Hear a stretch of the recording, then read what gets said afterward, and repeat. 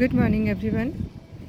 आज एकदम शीत लहर चल रही है, बहुत ठंड है। हालांकि धूप है हल्की फुल्की, लेकिन बहुत ठंड है टेरेस पर। तो बहुत ज़्यादा मैं तो देखिए कुछ काम करने वाली हूँ नहीं। रूटीन वर्क सारे कर रखे हैं, सीड सोइंग कर रखी है। अगर आपको आज वैसे कुछ लगाना नहीं है, लेकिन अगर आपको लीफी वेजिटेबल्स लगानी है, आपने लास्ट बैच लगा सकते हैं आप, क्योंकि थोड़े दिनों बाद फिर से गर्मियाँ हो जाएंगी। तो 14 और 15 जनवरी डेट्स हैं, तो आप लगा लीजिएगा। और अब आप 13 तारीख के बाद रूट फिलिंग का जो टाइम है वो है, तो आप सभी पौधों की रूट फिलिंग कर सकते हैं। ख़ासकर उन पौधों की जिनमें फरवरी, मार्च, अप्रैल में फूल आने वाले हैं, उनकी आप रूट फिलिंग कर दीजिए। अच्छे से उन्हें खाद दे दीजिएगा, जिससे कि आगे आने वाले 6 महीने तक उन्हें खाद की बहुत ज़्यादा ज़रूरत ना पड़े। उसके बाद हम काम चलाते हैं लिक्विड फर्टिलाइज़र से। तो अगर आपको लगता है किसी पौधे में रूट फिलिंग की ज़रूरत है, एक्स्ट्रा भोजन की ज़रूरत है, तो आप रूट फिलिंग कर सकते हैं। कई लोगों की मेरे पास क्वेरीज़ आती हैं कि मैम फ्रूट प्लांट घर में लगा रखे हैं, कई कई साल पुराने हैं, उनमें ग्रोथ नहीं है या उनमें फ्रूटिंग नहीं हो रही है। तो देखिए, फ्रूट प्लांट अगर आप सीड वाला लगा रहे हैं तो देखिए उसके लिए गमला बहुत बड़ा देना पड़ेगा, आपको प्रॉपर पॉट देना पड़ेगा और प्रॉपर भोजन देना पड़ेगा। लेकिन ज़मीन में है तो देखिए फिर वो मैंने बहुत सारे तरीके आपको बताई दिए। और ग्राफ्टेड है तो वो छोटे पॉट्स में भी चल जाता है, लेकिन उसको भी आपको अच्छे से खाद ज़रूर देना पड़ेगा। जैसे मेरे यहाँ पर ये 3 नींबू के पौधे हैं जिनमें अभी कोई भी साइन नहीं है फ्लावरिंग का, क्योंकि ठंड अभी बहुत है।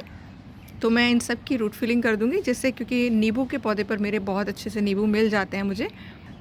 चीकू का पौधा मैंने ख़रीदा था क्योंकि मुझे मात्र 100 रुपये में मिल गया था, लेकिन इस पर फ्रूटिंग एक बार भी नहीं हुई है। फ्लावरिंग होती है और झड़ जाती है। क्यों? क्योंकि पॉट बहुत छोटा है इसका, और मैं इसको बहुत बड़ा पॉट नहीं दे पा रही हूँ। अगेन वही रीज़न कि मुझे जाना पड़ा, तो मैं उठा कर कैसे ले जाऊँगी इतने बड़े पौधे को। तो मैंने सेफ जोन में इसको बस रखा हुआ है, इसकी हरियाली का ही आनंद ले रही हूँ।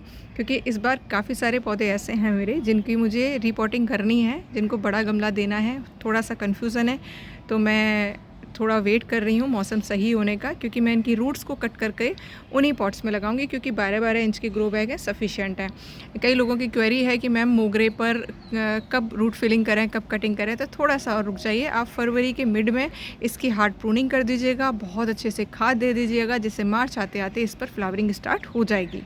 और एक चीज़ और हमें ये समझना पड़ेगा कि नाइट्रोजन वाली खाद हमें कब देनी है, पोटेशियम वाली खाद कब देनी है, इस चीज़ का हमें विशेष ध्यान रखना पड़ेगा। फ्लावरिंग स्टेज जो थी, मैं जब केले के छिलके का बोलती हूँ ना, जब फ्लावरिंग स्टेज पर होता है ना पौधा, छोटे पौधे को उतनी ज़रूरत नहीं होती जितने बड़े पौधे को होती है। शुरुआत में ग्रोथ के लिए नाइट्रोजन की ज़्यादा ज़रूरत होती है, पत्तियाँ निकालनी होती हैं पौधे को। लेकिन जब फ्लावरिंग स्टेज में होता है पौधा, तब पोटेशियम की बहुत ज़्यादा ज़रूरत होती है। तब मैंने आपको बहुत सारे ऑप्शन बताई दिए, कल की वीडियो में ही बताए हैं, जिनको आप अप्लाई कर सकते हैं।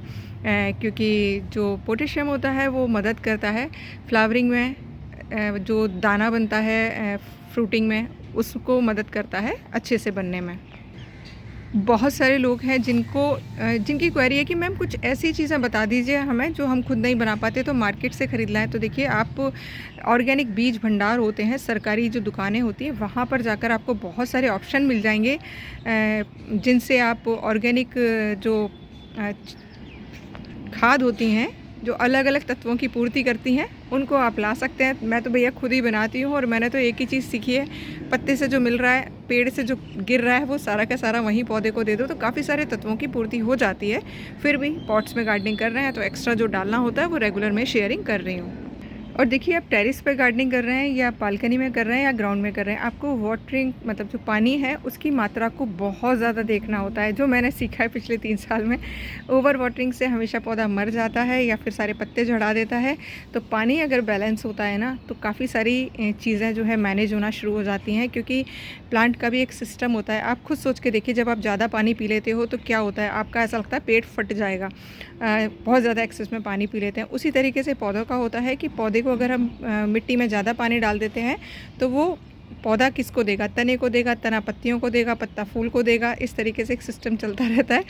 और जब बहुत ज़्यादा एक्सेस में पानी हो जाता है कि पानी ड्रेन आउट ही नहीं हो रहा है, तो फाइनली पौधा जो है मर जाता है। तो इस चीज़ का आप ध्यान रखें, पानी को बैलेंस रखें। और अगर आप लोगों ने मेरे पॉट फिलिंग स्टाइल जो मैं शेयर कर रही हूँ आप लोगों के साथ में, वो अगर आप कर रहे हैं, तो मुझे लगता है आपकी गर्मी, सर्दी और बरसात तीनों में ही पानी का जो सिस्टम है बहुत अच्छे से मेंटेन रहेगा। बस आपको बैलेंस करना पड़ेगा, कब देना है, कब कैसे देना है।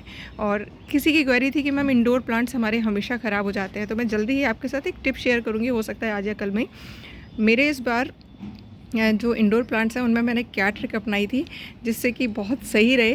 ज़्यादा मैं नहीं रखती हूँ, 10-12 पॉट्स ही रखती हूँ, छोटे छोटे से एक ही रूम में, क्योंकि ऑलरेडी टेरेस पे इतना सारा पौधा है, बालकनी में इतना पौधा है कि मैनेज नहीं कर पाती हूँ, तो वो मैं शेयर करूँगी आपके साथ में।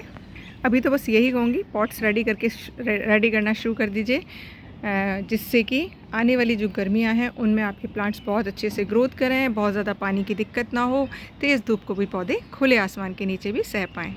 और हाँ, सबको लोहड़ी की बहुत बहुत शुभकामनाएं। कल है मकर संक्रांति, सबको मकर संक्रांति की बहुत बहुत शुभकामनाएं। मैं क्या क्या करूँगी रेगुलर शेयर करती रहूँगी कि कैसे और क्या कर रही हूँ, तो आप बने रहिएगा चैनल पर। अगर वीडियोस पसंद आते हैं शेयरिंग ज़रूर करा करिए, और जो लोग शेयर कर रहे हैं सच में बहुत शुक्रिया। लाइक और कमेंट करने वालों का भी बहुत बहुत शुक्रिया, क्योंकि आपके कमेंट्स ही हैं जो कि मुझे एनकरेज करते हैं कि मैं जो चीज़ शेयर कर रही हूँ वो आपके लिए वर्क कर रही हैं। कैलेंडर फॉलो ज़रूर कर लीजिएगा। Thank you.